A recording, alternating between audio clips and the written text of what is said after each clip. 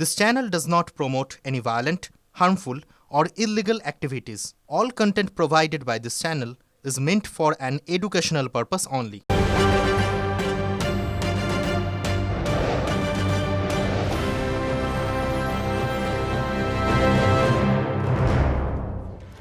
দেখুন 5 বছর আগে 21-এর নির্বাচন থেকেই তৃণমূল কংগ্রেস একটা স্লোগান দিয়ে আসে, খেলা হবে। কিছুদিন আগে দেখলাম তৃণমূল সুপ্রিমো মমতা বন্দ্যোপাধ্যায় বললেন এবারের খেলার নাম ফাটাফাটি, মানে ফাটাফাটি খেলা হবে। এবার কার্যত তৃণমূলকে পাল্টা চ্যালেঞ্জ ছুড়ে দিয়েছেন মিঠুন চক্রবর্তী। আজকে সভা থেকে মহাগুরু হুঙ্কার দেন, একতরফা খেলা এবার হবে না, কি করে পেনাল্টিতে গোল করতে হয় দেখিয়ে দেবো আমরা। কি বলেছেন শুনুন। আপনি বলছেন খেলা হবে, বড় খেলা হবে। বুঝলাম বড় খেলা হবে। বড় খেলা হবে মানে কি? আগের বার বিজেপিদের ঘর থেকে বার করে দিয়েছেন, মেরেছেন, ধরেছেন, গণহত্যা করেছেন। এবারে কি করবেন? গলা কেটে দেবেন, ছুড়িয়ে দেবেন ফাঁসিতে। যখন খেলা হবেন বলেছেন, তবে মনে রাখবেন এবার একা খেলবেন না, আমরাও আপনার সাথে খেলবেন।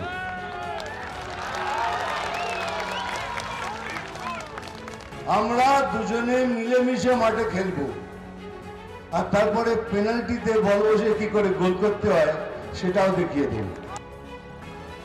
এটা তো মিঠুন চক্রবর্তী আজকে বললেন, কিন্তু গত বছর মানে 30শে ডিসেম্বর তৃণমূল সুপ্রিমো মমতা বন্দ্যোপাধ্যায় ঠিক কি বলেছিলেন একবার শোনাই। দারুণ খেলা হবে এবার, ফাটাফাটি। এবারকার খেলার নাম হবে ফাটাফাটি। এবারকার খেলার নাম হবে ফাটাফাটি। আর বিজেপির জন্য থাকবে কি সেটা আপনারা নিজেরা বানিয়ে নিন। আমি বললে খারাপ দেখাবে, আপনারা বানিয়ে নিন। জাগ্রত হন, জাগুন জাগুন জাগুন, পথে নামুন নামুন নামুন। বিজেপিকে থামানোর জন্য একটাই অস্ত্র, মানুষের জাগরণ। মানুষ যেদিন পথে নামবে ওগুলো লেজ গুটিয়ে পালাবে। এই মুহূর্তে আমাদের সঙ্গে টেলিফোনে রয়েছেন তৃণমূল কংগ্রেস মুখপাত্র তন্ময় ঘোষ। তন্ময়বাবু, শুভজিৎ রয়েছি। মিঠুন চক্রবর্তী আজকে বলছেন যে এবার খেলা একতরফা হবে না, পেনাল্টিতে কি করে গোল করতে হয় এবার আমরা দেখিয়ে দেব। কি মনে হয় তন্ময়বাবু, মাঠে নেমে কি কড়া ট্যাকেলের মুখে পড়তে পারেন? যারা ভালো খেলে তারা পেনাল্টিতে গোল দেওয়ার কথা ভাবে না। আপনাদের নিশ্চয়ই মনে আছে উত্তম কুমারের বিখ্যাত সিনেমা ধন্যী মেয়ে, সেখানে বলেছিল আমার টিম পেনাল্টিতে গোল দেয় না। তৃণমূল কংগ্রেস পেনাল্টিতে গোল দেয় না। যারা খেলার কথা বলছে মিঠুন চক্রবর্তী, তারা অর্থাৎ বিজেপি তো ময়দানেই নেই, প্রথম একাদশেই নেই, যার ফলে খেলা একতরফা দুতরফার জায়গায় নেই। ওনারা স্বপ্ন দেখতে থাকুন, যা খেলার। পেনাল্টির কথাটা বলছেন, এটা তো মনে হয় একটু খোঁচাই দিয়েছেন, মানে আপনারা পেনাল্টির সুযোগ দেবেন না, পেনাল্টি করবেন না, তাই তো? বক্সে ফাউল টাউল করবেন না। ওঠে না। বাংলার মানুষ যা খেলার খেলে দিয়েছে, বাংলার মানুষের খেলা হয়ে গেছে। আশীর্বাদ মমতা বন্দ্যোপাধ্যায় এবং তৃণমূল কংগ্রেসের উপর থাকবে। চতুর্থবারের জন্য সরকার করতে চলেছেন মমতা বন্দ্যোপাধ্যায়। ধন্যবাদ। বিধানসভার মহা এই সংগ্রামের আগে আরো একবার নন্দীগ্রাম প্রাসঙ্গিক। আসল পরিবর্তন চাই, সেদিন সিঙ্গুরে দাঁড়িয়ে বাংলায় পরিবর্তনের ডাক দিয়ে গেলেন নরেন্দ্র মোদী। আর এবার সেই সিঙ্গুরেই সভা করতে চলেছেন মুখ্যমন্ত্রী। প্রধানমন্ত্রীর পর এবার সিঙ্গুরে মুখ্যমন্ত্রী। 28শে জানুয়ারি সিঙ্গুরে সভা করবেন মমতা বন্দ্যোপাধ্যায়। সিঙ্গুর থেকে কি বার্তা দেবেন মুখ্যমন্ত্রী? 28 তারিখ সিঙ্গুরে প্রশাসনিক সভা করবেন মুখ্যমন্ত্রী। আর সেই সভা থেকেই বড় কোনো বার্তা দেবেন কি মমতা বন্দ্যোপাধ্যায়? গত রবিবারই সিঙ্গুরে সভা করেন প্রধানমন্ত্রী। সিঙ্গুর নিয়ে স্পষ্ট করে কিছু না বললেও প্রধানমন্ত্রীর বার্তা, আইন শৃঙ্খলার উন্নতি না হলে বাংলায় বিনিয়োগ আসবে না। নরেন্দ্র মোদী সিঙ্গুরে দাঁড়িয়ে সিঙ্গুর নিয়ে বলেননি, তার কারণ হচ্ছে সিঙ্গুরে মমতা বন্দ্যোপাধ্যায়ের আন্দোলনটা শিল্প বা টাটার বিরুদ্ধে ছিল না। বিজেপিকে আনলে টাটাকে ফিরিয়ে আনার দায়িত্ব আগামী দিনে পশ্চিমবঙ্গের বিজেপি সরকারের। এটা আমরা পশ্চিমবঙ্গ বিজেপির যারা প্রমুখ নেতা রয়েছে প্রত্যেকের কমিটমেন্ট, আমাদের কমিটমেন্ট। প্রধানমন্ত্রী এক লাইনে সিঙ্গুরে বলে গেছেন, बंगाल में उद्योग तभी लगेंगे, निवेश तभी आएगा जब यहाँ कानून व्यवस्था बेहतर होगी।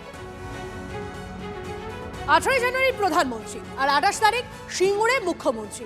এর আগে বছর 3 আগে একটু দেখুন, 28 মার্চ সিঙ্গুরে সভা করেন মমতা বন্দ্যোপাধ্যায়।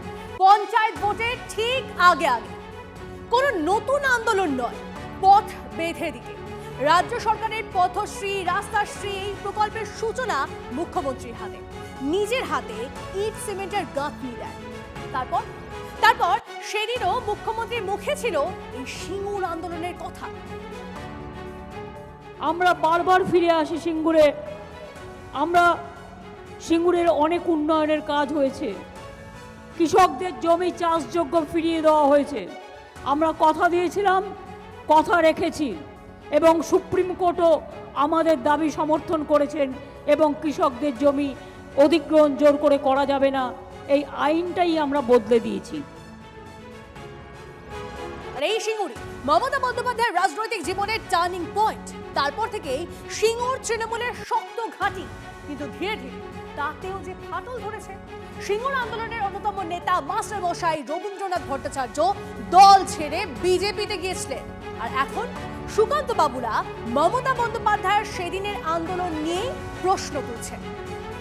কৃষক যারা সে সময় অনিচ্ছুক কৃষক ছিলেন, সেই আন্দোলনের মূল মুখ দুধকুমার ধারা থেকে শুরু করে রবীন্দ্রনাথ ভট্টাচার্য, তারা আজকে বলছেন আমরা সে সময় ভুল করেছিলাম। সে জমিকে শিল্পপতির কাছ থেকে আটকানো গেল, কিন্তু উন্নয়ন কৃষি যেটুকু ছিল সেটুকু ধ্বংস হয়ে গেল, শিল্প হলো না। ভোটমুখী বাংলায় রাজনীতির নজরে সিঙ্গুর। মোদির পর এবার সিঙ্গুরে মমতা। কি বার্তা দেবে মুখ্যমন্ত্রী? প্রশাসনিক সভায় বাংলার বাড়ি প্রকল্পের টাকা দেওয়ার ঘোষণা করবেন কি তিনি? হতে পারে 16 লাখ মানুষকে প্রথম কিস্তির টাকা দেওয়ার ঘোষণা। কি ঘোষণা করবেন মুখ্যমন্ত্রী? আপাতত উত্তরের অপেক্ষায় সিঙ্গুর, তবে রাজনৈতিক মহলে জল্পনা চলছে। উনি একবার গিয়ে সরষে ছড়িয়েছেন, একবার গিয়ে জেসিবি দিয়ে গর্ত খুলেছিলেন মাছ চাষ করবেন বলে। ওখানে মাছ চাষও হয়নি, সর্ষেও হয়নি, ধানও হয় না, আলুও হয় না, আর রতন টাটাকে তাড়িয়েছে। সিঙ্গুরের মানুষ তো মমতা বন্দ্যোপাধ্যায়ের আন্দোলনের পক্ষে ছিলেন, আছেন এবং থাকবেন। বিরোধীরা যে লাগাতার কুৎসা করছে। প্রধানমন্ত্রী এক লাইনে সিঙ্গুরে বলে গেছেন, এই রাজ্যে বিনিয়োগ তখনই আসবে যখন আইন শৃঙ্খলা পরিস্থিতি ভালো হবে। বেলডাঙ্গা হলে, আকাশিপাড়া হলে, তেতুয়া ডহরি হলে কোনোদিন কোনো বিনিয়োগকারী বাংলায় আসবে না। বাস্তব থেকে অনেক দূরে থাকা এই কুৎসাগুলোকে খানিকটা প্রচার করে দেওয়া হচ্ছে। তো আমরা আমাদের কথাগুলো বলবো, মুখ্যমন্ত্রী কথাগুলো বলবেন, একদম পরিষ্কার হয়ে যাবে। দুধ কা দুধ, পানি কা পানি। আগে জামাতি হাঁটাও, তারপরে এখানে সব হবে। আগে জামাত হাঁটাও, জামাতকে হাঁটাতে হবে।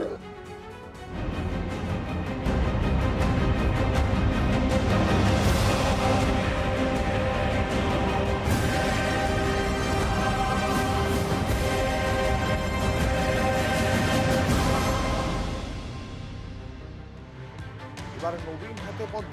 বিজেপির নতুন সর্বভারতীয় সভাপতি কার্যত বিনা প্রতিদ্বন্দ্বিতায় নবীন তিনি দায়িত্ব নিয়েছেন, এবং দায়িত্ব নিয়ে প্রথম দিন নবীনের সামনে চ্যালেঞ্জ যে বাংলা দখল, প্রথম দিনই সেটা বুঝিয়ে দিয়েছেন নরেন্দ্র মোদী। গত 11 বছরে হরিয়ানা, ওড়িশা, ত্রিপুরা, আসামে এককভাবে ক্ষমতায় এসেছে বিজেপি। বাংলা এবং তেলেঙ্গানার মানুষও বিজেপিকেই চাইছে। মন্তব্য নমো। असम, बंगाल, केरल और पुडुचेरी में चुनाव होने जा रहा है और वहाँ की डेमोग्राफी की पूरी चर्चा हो रही है। किस प्रकार से बदले हुए डेमोग्राफी में वहाँ चीज़ें बदल रही हैं और हमारे लिए अपने आप में एक चुनौती है। लेकिन हम पूरी तरह से आश्वस्त हैं कि भाजपा का कार्यकर्ता अपने संघर्ष और परिश्रम के बल पर इन 5 राज्यों में सशक्त भाजपा का नेतृत्व प्रदान करने जाएगा। और हम हमेशा विश्वास करते हैं कि हमें अपनी आस्थाओं के केंद्र के लिए और सनातन परंपराओं को केंद्र को बचाने की लड़ाई अगर लड़नी है तो निश्चित रूप से अपने देश को सुरक्षित रखने की लड़ाई लड़नी है। तो इन 5 राज्यों में हमें एक मजबूत ताकत बन के आना है। हमारे लिए, हम सबके लिए, आदरणीय राष्ट्रीय अध्यक्ष से लेकर प्रधानमंत्री जी के लिए, सबके लिए बंगाल एक बहुत बड़ी जीत होगी आगे आने वाले समय में। उन दोनों के नेतृत्व में हम बंगाल में सरकार बनाएंगे। और नितिन जी 45 साल के सिर्फ उम्र के, लेकिन भास्टली एक्सपीरियंस है, 5 बार विधायक बन चुके हैं। और मुझे सौभाग्य मिला थोड़े समय के लिए उनके साथ काम करने का, कि वो सिक्किम के ऑब्जर्वर थे और उसके बाद मैं बना, तो उस समय थोड़ा उनका मार्गदर्शन मिला। मैं जानता हूँ कितने डाउन टू अर्थ है और कार्यकर्ता के सुनने वाला कार्यकर्ता है, जो आज राष्ट्रीय अध्यक्ष बना है। নীতিন নবীন বিজেপির নতুন সর্বভারতীয় সভাপতি, সবে দায়িত্ব নিয়েছেন। একটু আগে আপনাদের দেখাচ্ছিলাম যে মোটামুটিভাবে তিনি বুঝিয়ে দিচ্ছেন হাবে ভাবে যে তার টার্গেট বাংলা, আর কার্যত সেই টার্গেটকে শিলমোহর দিচ্ছেন নরেন্দ্র মোদী। তিনি বলছেন গত 11 বছরে হরিয়ানা, উড়িষ্যা, ত্রিপুরা, অসমে এককভাবে ক্ষমতায় এসেছে বিজেপি। বাংলা আর তেলেঙ্গানার মানুষও বিজেপিকেই চাইছে। কি বলেছেন নরেন্দ্র মোদী, শুনুন। जनता जनार्दन की सेवा ये हमारे लिए हमेशा सर्वोपरि रही है। हमने सत्ता को सुख का नहीं बल्कि सेवा का माध्यम बनाया है। इसलिए भाजपा पर जनता का विश्वास निरंतर मजबूत होता गया है। अगर बीते 11 वर्षों की ही बात करें तो भाजपा की यात्रा जन विश्वास अर्जित करने की अद्भुत यात्रा रही है। बीते 11 वर्षों में बीजेपी ने हरियाणा, असम, त्रिपुरा और ओडिशा में पहली बार अपने सामर्थ्य से सरकार बनाई। पश्चिम बंगाल और तेलंगाना में भाजपा जनता की एक बड़ी आवाज बनकर उभरी है। প্রধানমন্ত্রীর কাছে যে গোয়েন্দা রিপোর্ট আছে তাতে এটা প্রমাণিত স্পষ্ট যে বিজেপির হাল পশ্চিমবঙ্গে খুব খারাপ। সেই কারণে প্রধানমন্ত্রী যে মুখে বলেন কেরলে আমরা ক্ষমতায় আসব, সেটা পশ্চিমবঙ্গের ক্ষেত্রে বলতে পারেন না। ওখানে মুখ রক্ষা করে ঘুরিয়ে বলতে হয় আমরা কিছু জনমত পাব।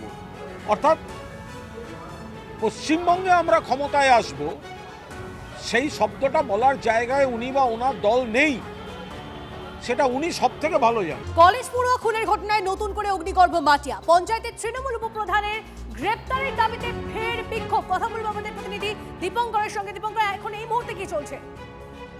দেখো, এখন এই মুহূর্তে ভয়ানক অবস্থা রয়েছে। পুলিশ মাইকিং করে তাদেরকে ঠান্ডা করার চেষ্টা করছে, সরিয়ে দেওয়ার চেষ্টা করছে, কিন্তু ওই কলেজ পড়ুয়ার দেহকে সামনে রেখে বিক্ষোভ দেখাচ্ছেন এবং তাদের একটাই দাবি, ওই উপপ্রধান পিন্টু মণ্ডলকে গ্রেপ্তার করতে হবে। কারণ তুমি জানো যে গতকাল যখন ওই ছাত্রের মৃতদেহ ক্ষতবিক্ষত অবস্থায় উদ্ধার হয়েছিল, তখন যে পুলিশ যে দুজনকে আটক করেছিল সেই দুজনকেই ওই পিন্টু মণ্ডল তিনি ছাড়িয়ে নিয়ে আসেন এবং তারপর তার বাড়ি এবং গাড়ি দুটোতেই আগুন লাগিয়ে দেওয়া হয়। এবং সেই ক্ষোভ কিন্তু এখনো মানুষের মধ্যে রয়েছে। পুলিশ কালকে ধামাচাপা দিতে পারলেও এখন আজকে কিন্তু যখন দেহ তার বাড়িতে নিয়ে আসা হয়, তারপরে এই বিক্ষোভ আরো ছড়িয়ে পড়ে। পুলিশের তরফ থেকে চেষ্টা করা হচ্ছে যত দ্রুত সম্ভব বিষয়টিকে নিয়ন্ত্রণে আনা। পুলিশ মাইকিং করে বলছে দোষীদের গ্রেপ্তার করবে, অবরোধ বা অবরুদ্ধ অবস্থাটা স্বাভাবিক পর্যায়ে নিয়ে আসা। কিন্তু স্থানীয় মানুষের দাবি যে পিন্টু মণ্ডল তাকে গ্রেপ্তার করতে হবে, উপপ্রধানের পদ খারিজ করতে হবে এবং সেই দাবিতেই বিক্ষোভ চলছে। ধন্যবাদ।